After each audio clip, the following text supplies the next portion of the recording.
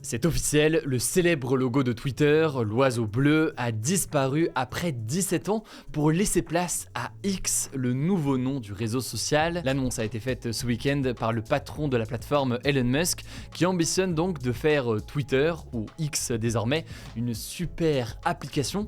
Alors quel est son projet exact et pourquoi est-ce qu'on en entend autant parler?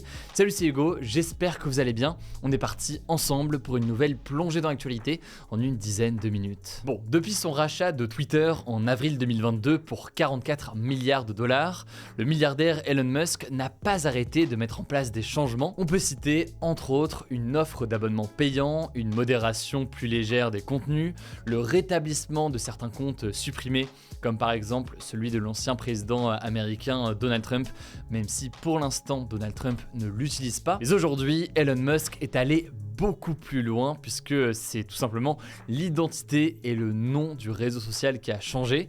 Twitter s'appelle désormais X ou X, on va voir comment tout ça se prononce dans les prochains jours. Et derrière, les changements sont importants. Et quand on sait le poids qu'aujourd'hui Twitter peut avoir sur la société, y compris en France, on sait que Twitter a une place importante, notamment sur la vie politique française. Et bien c'est intéressant d'analyser ce que souhaite faire Elon Musk de ce réseau social pour voir l'impact que ça peut avoir. Bon, on va parler du fond, mais déjà sur la forme, d'où vient ce nom X? Eh bien c'est un hommage d'Elon Musk à ses débuts, puisque sa toute première entreprise s'appelait X.com. Elon Musk a ensuite mis cette lettre un petit peu partout, notamment dans le nom de son autre entreprise SpaceX, ou encore dans une entreprise lancée il y a quelques jours, XAI, qui porte donc sur les sujets d'intelligence artificielle. Bon, et là évidemment je vous passe tous les jeux de mots, toutes les blagues qu'on a pu voir sur Twitter, avec évidemment des comparaisons avec des sites pour adultes. Bon, mais en réalité ce nouveau nom c'est surtout une manière pour Elon Musk d'introduire son projet de super application, inspiré notamment de l'application chinoise WeChat. WeChat aujourd'hui c'est à la fois un réseau social, à la fois un système de messagerie, à la fois un système d'échange d'argent un peu à la Lydia ou comme un PayPal. C'est aussi une plateforme qui permet notamment de commander un taxi. Bref, c'est ce que l'on appelle une super application, une application qui regroupe derrière différentes fonctionnalités très importantes. En l'occurrence, ça fait des années qu'Elon Musk ambitionne de créer une application similaire pour les pays occidentaux, que ce soit les pays américains ou encore européens. Il a d'ailleurs toujours dit que le rachat de Twitter, c'était en fait surtout un moyen d'accélérer cette envie.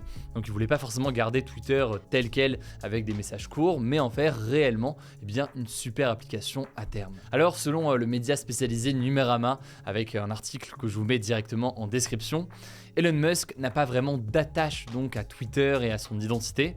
Ce qui l'intéresse donc, c'est la base d'utilisateurs qui est très active aujourd'hui et qui pourrait donc alimenter progressivement ce nouveau projet. Alors à quoi pourrait ressembler X concrètement? Eh bien selon Linda Yaccarino, qui est la nouvelle directrice générale de Twitter, enfin de X du coup maintenant, il s'agirait d'une application centrée sur l'audio, la vidéo, la messagerie et le paiement, qui pourrait être vue comme une place de marché pour les idées. Selon elle, il y aura également un peu d'intelligence artificielle intégrée à l'application. Bon, tout ça évidemment reste flou et surtout ça ne viendra pas tout de suite. Pour l'instant, X reste exactement pareil que Twitter. Si vous allez sur twitter.com aujourd'hui, vous allez avoir juste Twitter avec simplement le logo qui a changé, qui a été donc remplacé par X. Alors maintenant, est-ce que tout cela a des chances d'aboutir? Est-ce que X sera demain l'application qu'on va utiliser pour payer, commander un taxi, discuter avec d'autres gens ou autres? Eh bien forcément, le défi est immense. Première raison, Twitter est certes une application assez massive aujourd'hui, mais elle n'a jamais vraiment réussi à décoller par rapport à d'autres réseaux sociaux tenus par le groupe Meta ou encore par Google. Twitter, c'est 360 millions d'utilisateurs actifs tous les mois. Et à titre de comparaison, Instagram, c'est 2 milliards d'utilisateurs actifs par mois. Autrement dit, il y a un peu de chemin déjà de ce point de vue-là. Par ailleurs, deuxième chose qu'on peut noter, c'est que la concurrence, elle est très forte du côté des réseaux sociaux, mais aussi du côté de ce que l'on appelle les écosystèmes logiciels ou alors des systèmes d'exploitation. En effet, on a d'un côté Apple avec iOS, donc c'est le système d'exploitation qu'on retrouve sur les iPhones, et du côté de Google, on a Android. Or, eh bien, Apple et Google, via ces systèmes-là, proposent déjà certaines fonctionnalités qu'on pourrait imaginer dans une super application. Le plus important, c'est évidemment le système de paiement, que ce soit Google Pay ou alors Apple Pay. Aujourd'hui, Apple Pay est très bien intégré, ça permet à plein de gens de faire des achats au quotidien avec leur téléphone, et donc ça va être pas évident pour une plateforme comme X donc d'essayer de remplacer cet usage-là. Enfin, il faut noter que sur le terrain des réseaux sociaux, il y a de la concurrence qui commence à arriver sur le modèle qu'a en tout cas Twitter aujourd'hui. Meta, donc le groupe qui détient Instagram, WhatsApp ou encore Facebook, a lancé par exemple l'application Threads il y a quelques semaines, qui est donc vue comme un concurrent direct à Twitter. Alors l'application, dans un nouveau record, a réussi à atteindre les 100 millions d'utilisateurs en quelques jours. Mais après, bon, là-dessus, il faut quand même nuancer, puisqu'il y a pas mal de gens qui étaient présents sur l'application, qui l'ont déjà quitté depuis.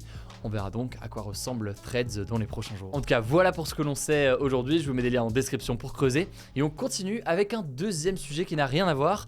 Avant de passer aux actualités en bref, je voulais enchaîner avec un deuxième sujet important. Emmanuel Macron était l'invité des journaux de 13h, de France 2 et de TF1, donc les deux chaînes évidemment en même temps.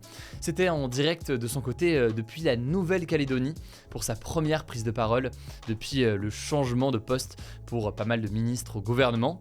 Voici donc ce qu'il faut retenir de son interview. D'abord, première chose, Emmanuel Macron a donc renouvelé sa confiance à sa première ministre Elisabeth Borne, et ce alors que depuis quelques semaines, des rumeurs de départ potentiel de la première ministre étaient agitées. Certains estimaient qu'Emmanuel Macron allait se séparer d'Elisabeth Borne. Finalement donc, ce n'est pas le cas, il a renouvelé sa confiance. Deuxième chose qu'on peut noter et qui peut concerner certains d'entre vous, Emmanuel Macron a réaffirmé que l'école serait l'immense chantier de la rentrée, avec notamment une meilleure formation ou encore une augmentation de salaire pour les enseignants. Parmi les mesures prévues, je cite, un professeur devant tous les élèves en cas d'absence, une réduction du nombre d'élèves par classe, une demi-heure de sport quotidienne systématique à l'école primaire, ou encore la possibilité pour les collèges d'accueillir les élèves entre 8h et 18h. Enfin, le président a évoqué une réforme du bac qu'il affirme vouloir améliorer, tout comme le système Parcoursup qui, vous le savez, est pas mal critiqué. Bref, rien de nouveau en l'occurrence, vu que beaucoup de ces éléments-là ont déjà été annoncés ces dernières semaines ou ces derniers mois.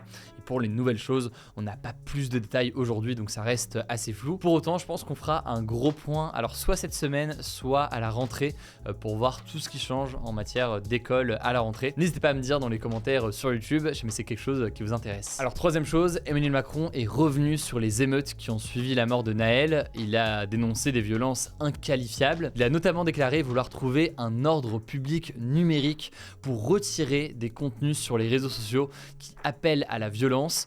Là aussi, on en a entendu parler ces derniers jours. On va voir concrètement quelle forme ça peut prendre. Enfin, dernier élément qu'on peut noter, le président de la République était interrogé sur la colère des policiers en France. En effet, un syndicat de police qui s'appelle Unité CGP Police FO a appelé tous les policiers de France à se mettre en service minimum. L'objectif de ce syndicat et des policiers qui se mettent en service minimum, c'est tout simplement de s'opposer au placement en détention provisoire d'un de leurs collègues à Marseille. C'est un policier en fait qui est soupçonné d'avoir frappé et tiré au LBD sur un homme de 21 ans début juillet. Il est donc actuellement en détention provisoire. Alors là-dessus, le président de la République a estimé que les forces de l'ordre, je cite, avait été présent face à un déferlement de violence inédit lors des émeutes, mais que, je cite, nul en République n'est au-dessus de la loi. Sur ce mouvement de colère chez les policiers, on aura l'occasion d'en reparler cette semaine pour comprendre ce qu'il en est et pourquoi ça fait débat. En tout cas, voilà pour l'essentiel de ce qu'il faut retenir de cette interview d'Emmanuel Macron. Je vous mets des liens en description si vous voulez en savoir plus. Petit rappel au passage, même si vous êtes déjà des milliers d'inscrits, on a lancé il y a quelques jours une newsletter qui permet de suivre donc par email chaque jour en version écrite l'essentiel de l'actualité. C'est parfait pour pouvoir lire et aller sur les sujets directement qui vous intéressent, pour creuser aussi,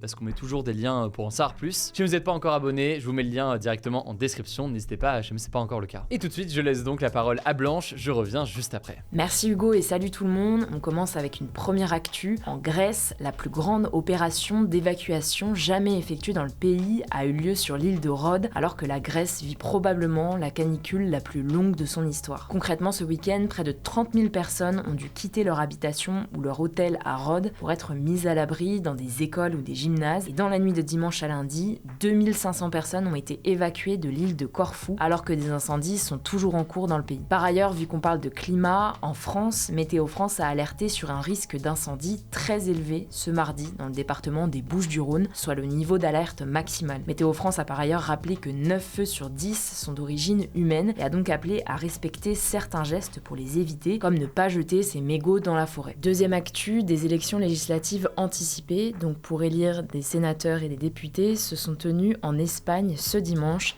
et les résultats sont très serrés. Ces élections étaient assez particulières. En gros, elles ont été convoquées en mai dernier par le Premier ministre socialiste Pedro Sánchez après l'échec de sa coalition de gauche aux élections municipales et régionales. Les sondages s'attendaient à une percée des listes de droite et d'extrême droite, mais aucun parti n'a réussi à obtenir la majorité absolue, fixée à 176 sièges nécessaires pour remporter les élections. Alors c'est le Parti populaire, un parti conservateur espagnol, qui a obtenu la majorité relative avec 136 sièges devant le parti du Premier ministre qui a obtenu 122 sièges. Des négociations vont donc maintenant avoir lieu entre les différents partis pour essayer d'obtenir, grâce à des jeux d'alliance, la majorité absolue. Mais si personne n'y arrive, les Espagnols devront à nouveau voter, on vous tiendra au courant. Troisième actu, en Ukraine, les frappes aériennes continuent et notamment sur la ville d'Odessa ce week-end dans le sud du pays. L'armée russe a bombardé la ville dans la nuit de samedi à dimanche, faisant 2 morts et endommageant la cathédrale orthodoxe de la Transfiguration. Des photos et vidéos postées sur les réseaux sociaux montrent le bâtiment fissuré et ravagé de l'intérieur par les flammes. Cette cathédrale est placée sur la liste du patrimoine mondial de l'UNESCO qui a appelé, je cite, à cesser toute attaque à l'encontre des biens culturels protégés. Le président ukrainien Volodymyr Zelensky a promis de son côté des représailles. Par ailleurs, vu qu'on parle de la guerre en Ukraine, le président russe Vladimir Poutine a mis en garde aussi la Pologne,